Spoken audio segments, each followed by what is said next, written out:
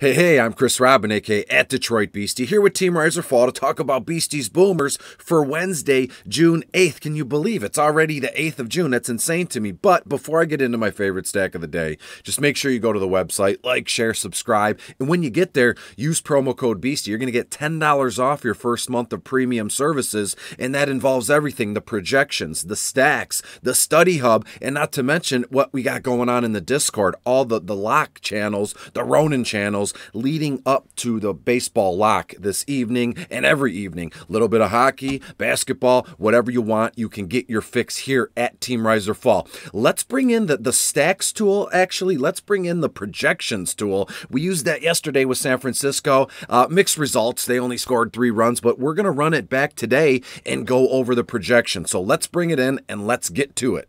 Hey, and here we are. Thanks again for being here. I am Chris. This is Riser Fall, and we're going to talk about the New York Mets playing in San Diego today. And I'm going to go right to the first player, and then I'll give you my whole spiel here. Last night, the Mets got blanked by San Diego, 7-0. And truth be told, I didn't see that coming. I don't know how many of you saw that coming either, but they come into San Diego, at least comes into tonight's game 11 games above 500. Offensively, San Diego's been mediocre. That's why no one saw this coming. When we look at the Mets, they were hitting the ball well leading up to yesterday's game. 16 hits and 48 at-bats as a team. 5 and 17 with runners in scoring position. Eduardo Escobar, I believe he had back-to-back nights of bombs. But when we look at this one tonight, I think the New York Mets, there's no way they're going to get blanked or skunked again here. And the stack starts with Starling Marte, who, as it stands now, is second in the order. Brandon Nimmo looks to be leading off. If that's the move you want to make, fine.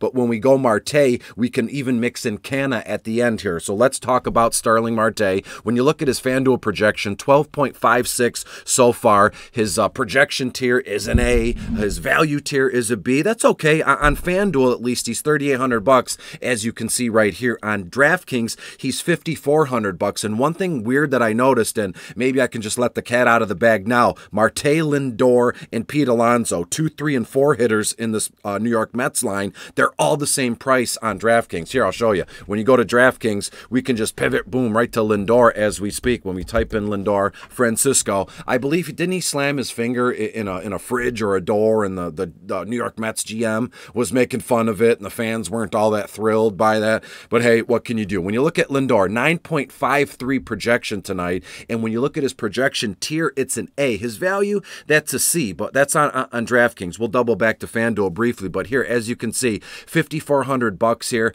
Ownership percentage, looking at about 7%. You know what? I said this last night or yesterday about San Francisco. Their ownership percentages were a little bit higher than I would have liked, but that was early on in the day, and as the day kind of turned into night here, I believe the San Francisco, their ownership percentages went down just a bit here, and I believe the same can be said here for Lindor or all the Mets.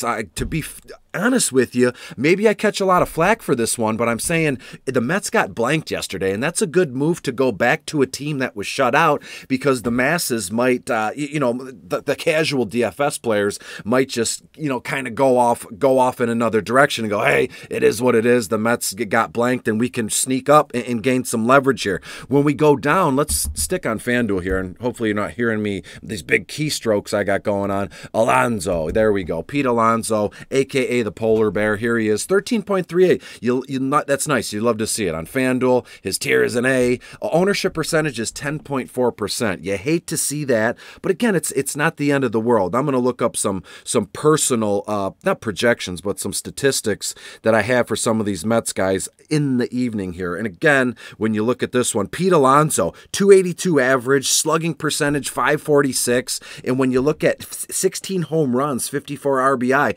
and Pete Alonso has got a stolen base. I mean, that you're not going to get used to that here, but when you look at Pete on DraftKings, at least, his ownership percentage just a little bit lower here at 9.3%. Let's go back to Eduardo Escobar. This guy, when I see him, they move him down in the batting order. Right as it stands right now, he looks to be 5th, but maybe they're waiting for him to pick up the pace here. And truth be told, the New York Mets roster and lineup on paper, it's so good, and even on the field, it's outstanding. And what I hate this, look at this, his DK projection tier is a D, although his value tier is a B. Only 5.1% for Eduardo Escobar. Just another sneaky point of how can I put this, of power, right? Eduardo Escobar, we know what he, all the days in Arizona, 20, 30 home runs, and here we go. Let's go to FanDuel briefly, and let's see what, check in on Eduardo Escobar over there on FanDuel. There it is, only 3.6%. So far, Marte, Lindor, Alonso,